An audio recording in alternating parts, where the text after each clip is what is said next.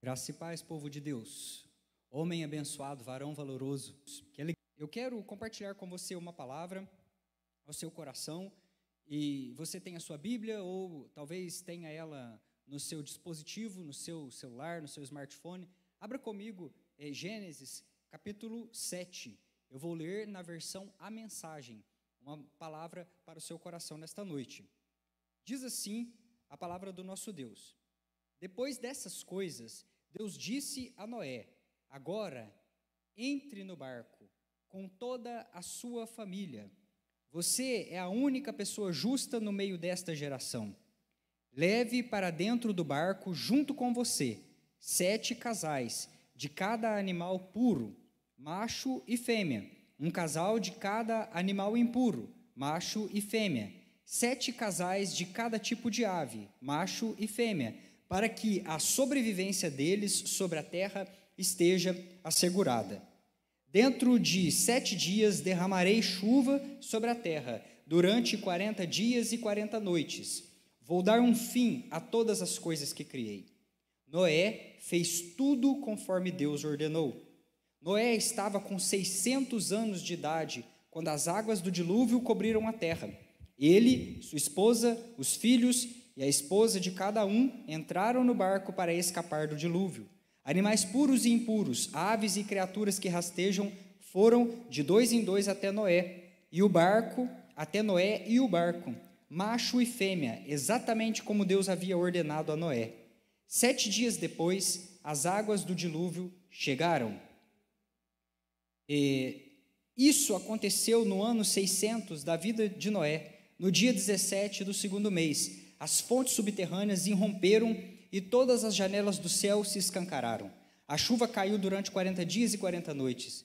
Foi nesse dia que Noé, sua esposa e seus filhos, Sem, Cã e Jafé, cada um com sua esposa, entraram no barco.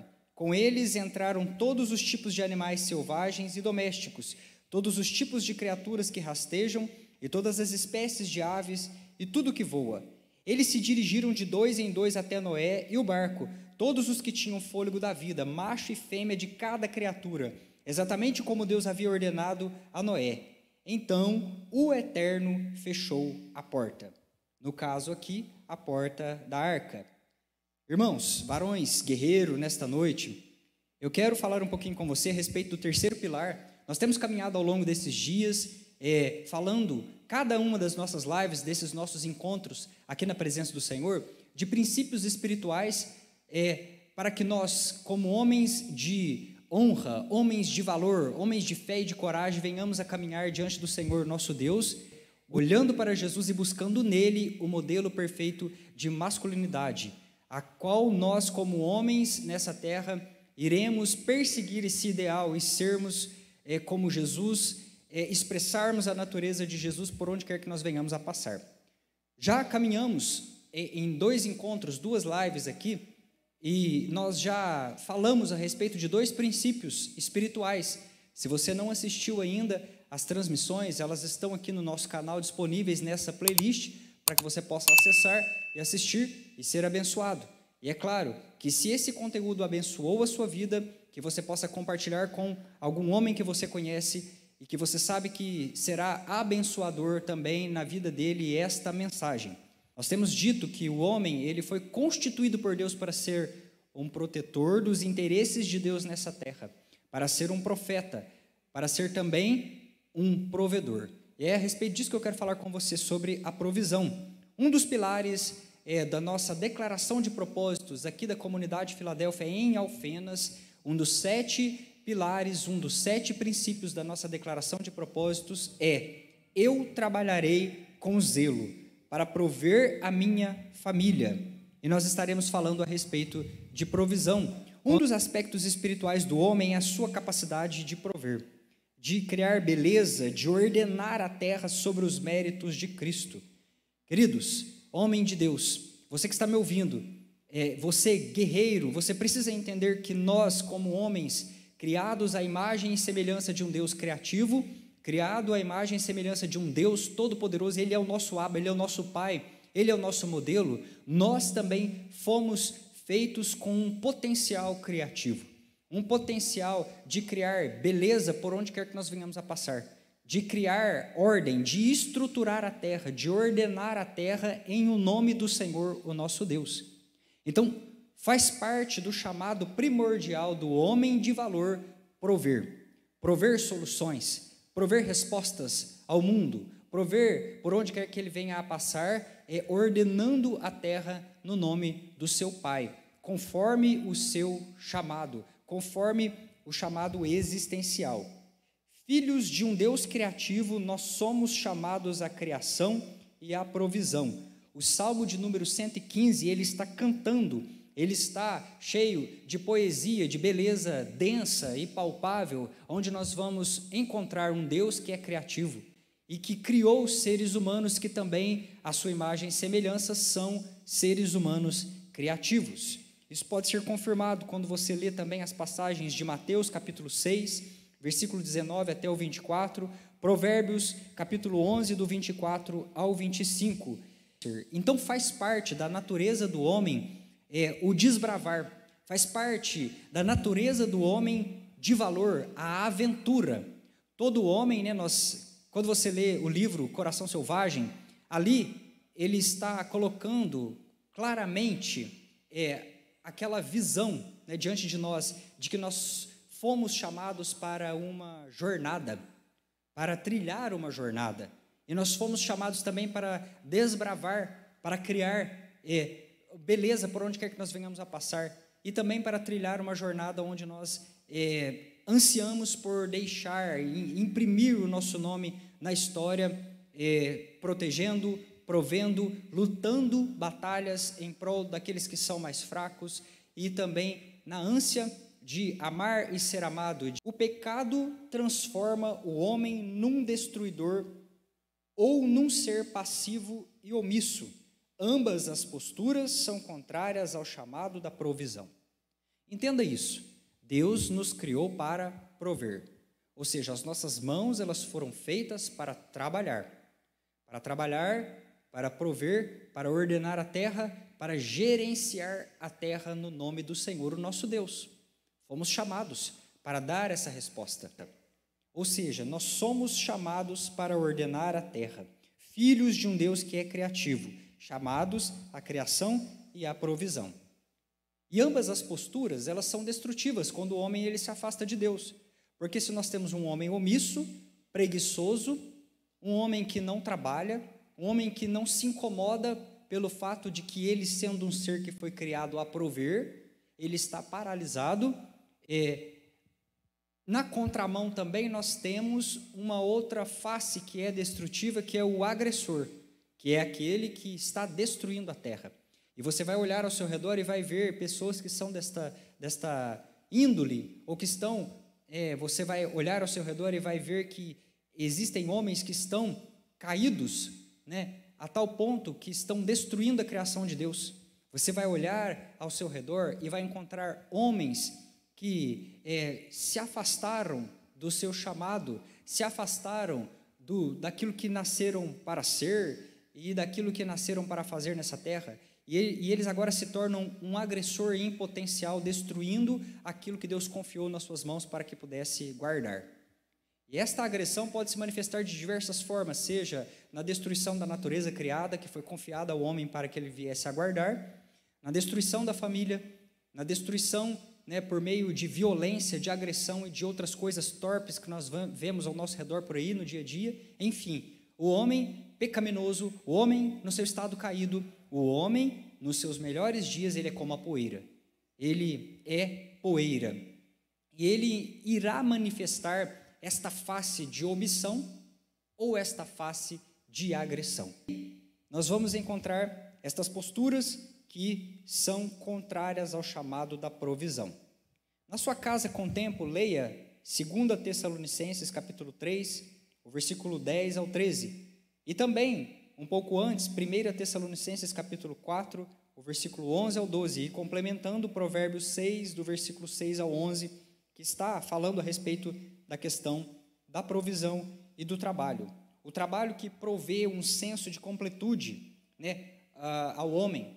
E aí nós somos chamados a olhar para Noé. um homem que com 600 anos de idade foi chamado a trabalhar, foi chamado a prover. Irmãos, preste bastante atenção nisso. Observe uma coisa, que Noé, ele está aqui agora com 600 anos, quando Deus se apresenta para ele. E Deus lhe faz um chamado a construir algo, um chamado a construir algo que traria salvação àquela geração daquela época. E aí nós encontramos este homem de Deus, este homem de valor, que é chamado a prover. O que é que Noé foi chamado a prover? Este homem foi chamado a prover salvação para aquela geração.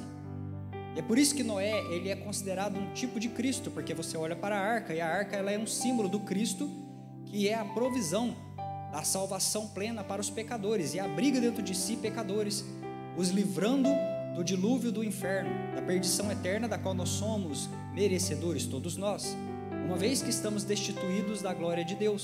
Nós caímos, estamos em estado de pecado, caminhando para a morte eterna, para longe do nosso chamado existencial, do nosso propósito. Você olha para Noé, ele em momento algum titubeou, em momento algum ele usou a sua avançada idade como uma desculpa para talvez a colocar diante de Deus e dizer: olha, Senhor, eu não sou capaz, eu não sou digno, e aliás eu já estou em idade muito avançada, né? Entregue este chamado, né, para um dos meus filhos ou para qualquer outro homem mais jovem, com mais energia vital. Não, ele não fez isso. Pelo contrário, ele se apresentou a Deus, ele se colocou diante de Deus, ele se apresentou diante do Eterno e ele disse: sim, eis-me aqui, Senhor. E foi por causa deste chamado, foi por causa desta disposição, foi por causa dessa resposta a esse chamado de Deus, dessa disposição voluntária, este coração corajoso, este coração de um homem de valor, que Noé agora ele empreende todo um esforço de muitos anos para construir algo para Deus e para aquela geração daquela época, uma porta de salvação para aquela geração daquela época. E queridos, eu quero dizer a você, principalmente você homem que está me ouvindo, você que é jovem, você foi chamado a prover, você foi chamado a dar uma resposta de provisão para essa terra, e isso se deve em diversas formas. A sua mesa, a sua casa, a sua família, homem de Deus, ela é uma mesa de salvação. É da tua casa que vai sair o próximo evangelista que vai impactar toda uma geração. É da sua casa que vai sair um grande pregador, um grande juiz que julgará esta nação com equidade, com justiça. É da sua mesa que vai sair o próximo médico, talvez o cientista que vai descobrir cura para doenças incuráveis. Cabe a nós, homens de valor, colocarmos a nossa vida debaixo da sombra da cruz de Cristo e colocarmos os nossos olhos naquele que é o modelo máximo para nós, como um homem viril, mas também um homem que é comparado ao Cordeiro, que é Jesus, um homem que é manso, mas ao mesmo tempo que é agressivo, que é manso e amoroso para com aqueles que estão ao seu redor, a sua geração, a sua família, a sua cidade, a sua nação, que se compadece com um amor eterno, um amor a ponto de entregar a sua vida, se possível for, mas ele é valente para ir de encontro a combater, é um homem que é valente para ir, né, contra todo o pecado, contra todas as coisas erradas que se manifestam contra a palavra de Deus e contra aquilo que é o caráter de Cristo. É um homem com valentia do leão, mas também com a mansidão do cordeiro. E é um homem que trabalha. A Bíblia está repleta de exortações ao preguiçoso.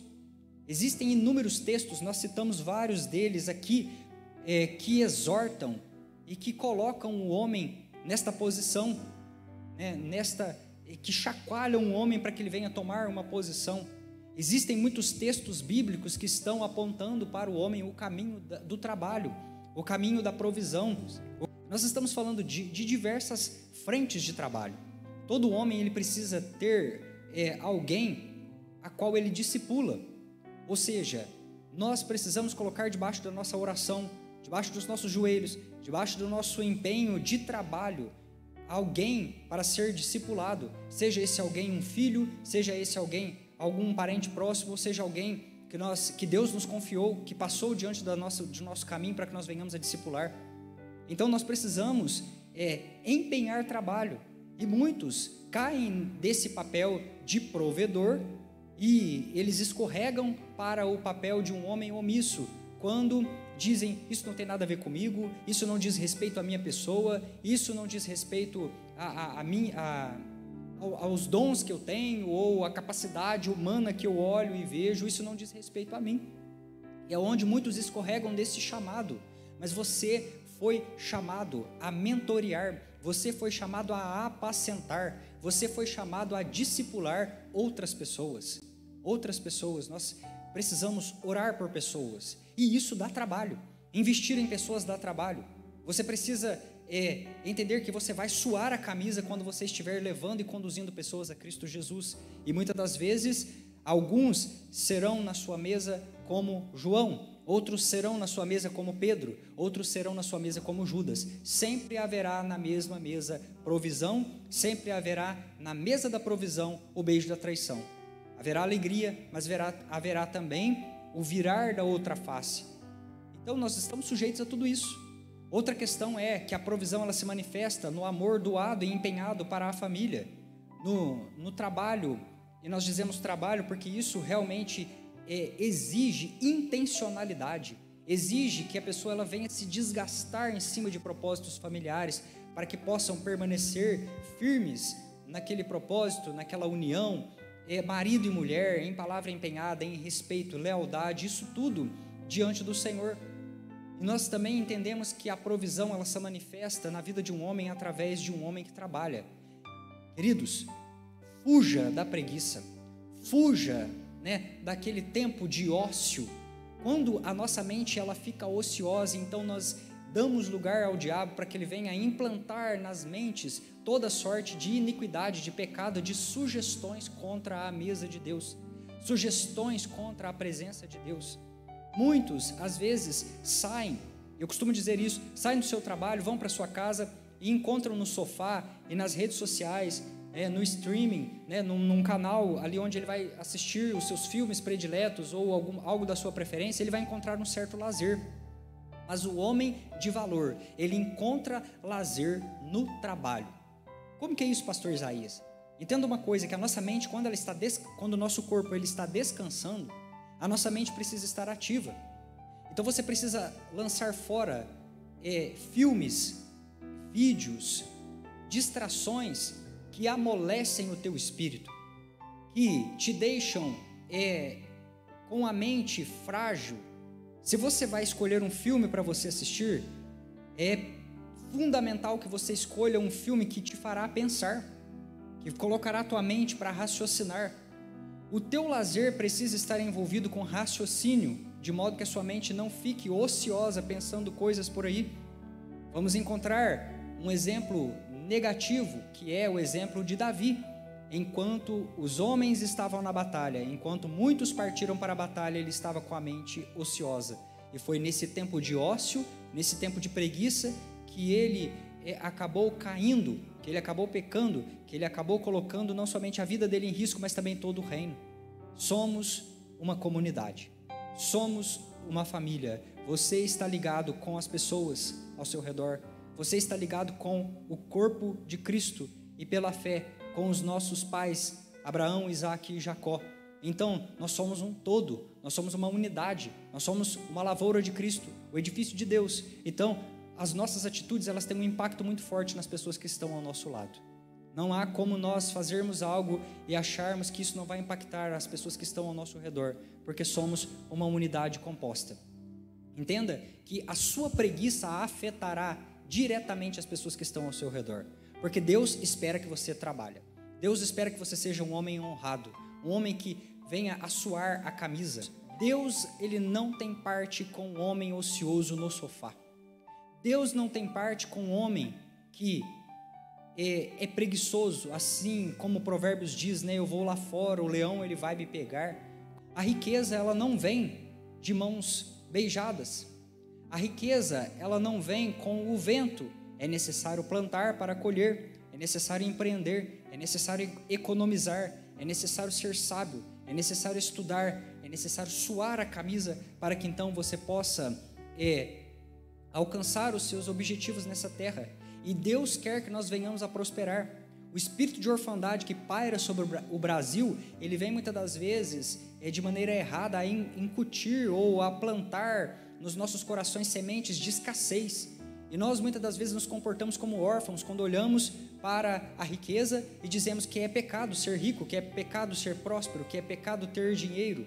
Isso é um espírito de orfandade, isso é um espírito de escassez. Muitos, às vezes, têm esse entendimento de que ser santo é ser como um eremita, ser santo é ser como um monge que fez um voto de pobreza, que anda com uma toga, uma túnica aqui e acolá. Mas homem de valor é da tua riqueza, é da tua provisão, é da providência da tua mesa, a divina providência que vai fluir as respostas para esse mundo. E Deus deseja, através da tua casa, a semelhança de Noé, que fez uma arca, prover uma salvação, prover respostas para esta geração, salvando toda uma geração que se afunda e cambaleia no seu pecado. Então, o trabalho digno, ele é propósito de Deus. Um trabalho que provê para nós um senso de completude, uma atividade que nos renda recursos, um propósito na qual nós venhamos a empenhar, dedicar os nossos dons e nossos talentos a serviço do próximo. Porque o trabalho também, ele não é somente este meio com o qual nós obtemos o nosso sustento, a qual nós, muitas das vezes, abastecemos a nossa mesa. Não é somente um recurso com o qual nós vamos investir com sabedoria para que essa mesa multiplique, essa semente seja plantada, a colheita venha com abundância e nós tenhamos para repartir com aquele que é o pobre, o órfão, a viúva, o necessitado, o estrangeiro, mas também é um meio para o qual nós venhamos a dedicar os nossos dons e nossos talentos a serviço do próximo. Quantos bons médicos você conhece? Quantos juízes, quantos advogados, quantos lavradores estão com o seu suor, lavrando a terra para que nós venhamos a ter o alimento na nossa mesa, para que nós venhamos a chegar no supermercado e ter ali as frutas e verduras à nossa disposição. Quantos homens e mulheres de Deus estão empenhando o seu trabalho para que outras famílias sejam abençoadas com os seus talentos e dons. O trabalho, ele foi instituído por Deus antes da queda e precisa ser enxergado a partir da obra redentora de Jesus. É errado nós conectarmos, é errado nós vincularmos o trabalho com os efeitos da queda. Não é assim que funciona. Entenda que antes mesmo que houvesse pecado, antes que houvesse queda, o trabalho já tinha sido instituído. Você vai lendo o Gênesis, você vai observando ali as Sagradas Escrituras, e você vê que Deus, ele cria o homem com sabedoria, ele cria o homem com propósito, ele cria o homem conforme a sua imagem e semelhança, ele cria o homem conforme a sua imagem e semelhança, com características dele impressas ali no homem e na mulher.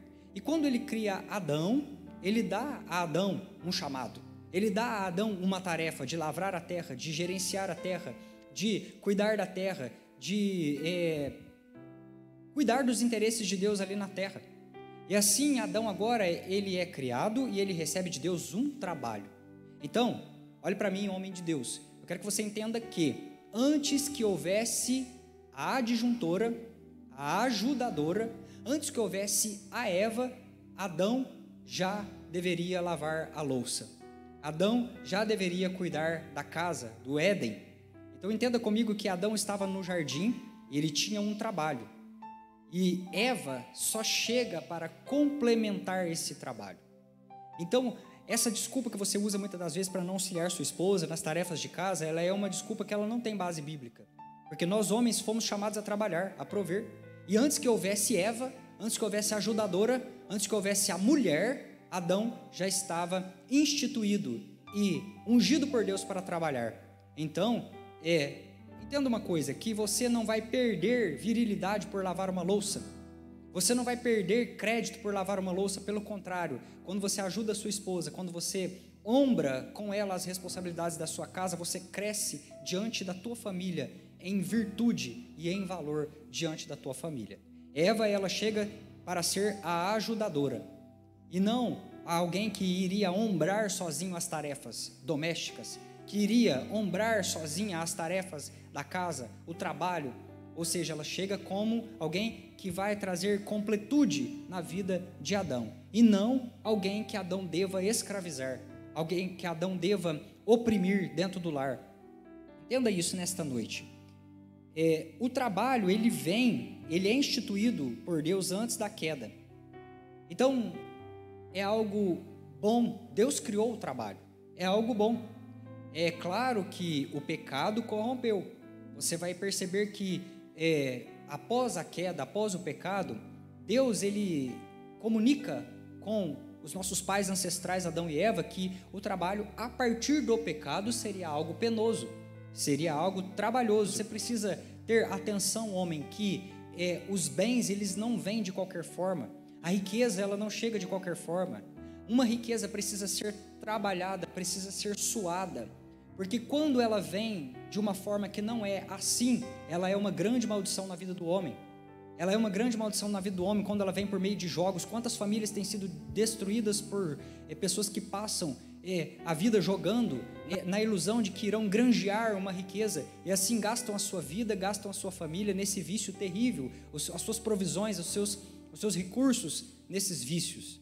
Entenda que a bênção de Deus, a provisão, a riqueza, o dinheiro, ele deve chegar às nossas mãos pelo fruto do nosso trabalho, e não desses meios errados, né? Essas coisas terríveis que nós vemos por aí. E nós precisamos enxergar o trabalho através da ótica da cruz de Cristo, porque Deus, ele santificou o trabalho. Jesus, ele fala do Pai que trabalha o tempo todo. E Jesus, ele diz também que assim como o Pai trabalha, ele, Jesus, também trabalha. E ele é o nosso modelo. Ele é o nosso modelo para nós perseguirmos como homens nessa terra. Então, é necessário que nós venhamos a trabalhar. Não existe espaço para preguiça na vida de um homem de valor. Não existe espaço para ociosidade. Não existe espaço para uma casa descuidada, para uma casa não mantida, manutenções por fazer. Em nome de Jesus, homem, acorde, seja despertado pelo Espírito Santo de Deus, porque você foi ungido por Deus, comissionado por Deus para prover na tua família. Que coisa terrível é você, muitas das vezes, ter que terceirizar esse tipo de coisa, e às vezes é onde nós encontramos, eu costumo dizer, onde existe um homem omisso, haverá sempre uma mulher sobrecarregada e cansada, porque ela está, muitas das vezes, ombrando, pegando coisas para fazer que é da alçada e é da competência deste homem que Deus instituiu para fazer, para trabalhar, para empreender, para suar a camisa. E é claro, além da disciplina, do sustento, da honestidade, da completude, o trabalho nos permite ser testemunhas de Cristo, sal e luz para a nossa família e companheiros de trabalho.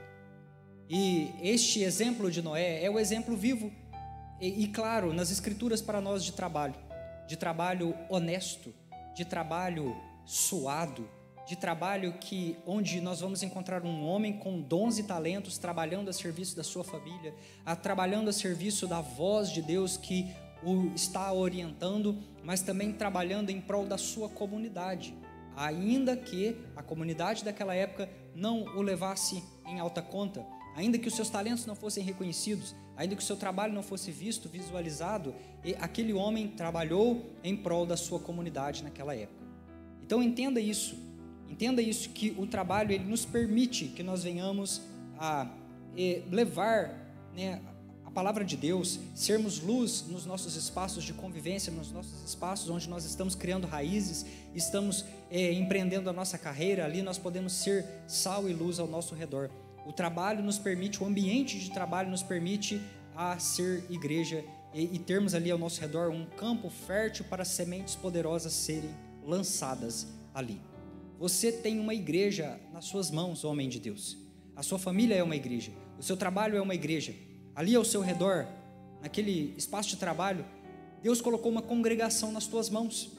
Eu tenho uma congregação para pastorear aqui. Você também tem a sua congregação, que é os seus amigos de trabalho, as pessoas que Deus colocou ao seu redor, para que você viesse a orar, para que você viesse a falar de Jesus, que você viesse a sustentar em oração. E isso é o chamado da provisão. Provisão em prol das pessoas, provisão em prol da nossa família, provisão porque Deus nos fez homens de valor para trabalhar, o homem, o verdadeiro homem, o homem de valor, provê respostas a esse mundo. E essas respostas, elas vêm, muitas das vezes, na forma de discipulado, na forma de trabalho também árduo, na forma de providência, na forma de recursos, para que nós venhamos a abençoar outras pessoas ao nosso redor. Que essa palavra encontre o teu coração, que você seja abençoado, tremendamente abençoado por esta palavra e despertado a lançar mão de toda a preguiça, porque Deus não tem parte com o homem preguiçoso. Deus não tem parte com pessoas preguiçosas. Deus não chama pessoas ociosas. Deus não tem parte com pessoas que estão largadas ali, deitadas na beira do caminho, muitas das vezes olhando aqui e acolá com a sua mente emprestada a Satanás, para então cultivar toda sorte de malignidades nessa terra. Amém, queridos? Que o Senhor Deus te abençoe.